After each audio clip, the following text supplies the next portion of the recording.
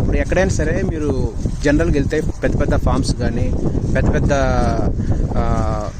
Cultivation కంపెనీస్కి పెద్ద పెద్ద ఆర్గనైజేషన్కి వెళ్తే మీరు ఒక క్రాప్ వేయాలంటే ఫస్ట్ దానికి ఒక R&D అని ఉంటుంది, అంటే రీసెర్చ్ అండ్ డెవలప్మెంట్ ఒక ల్యాబొరేటరీ ఉంటుంది. R&Dలో వాళ్ళు రేపు అంటే రాబోయే రోజుల్లో మనం ఏమి క్రాప్ వేస్తామో ఆ క్రాప్కి డెమోస్ కానీ ట్రయల్స్ కానీ ముందే వాళ్ళు ఈ ల్యాబొరేటరీలో తయారు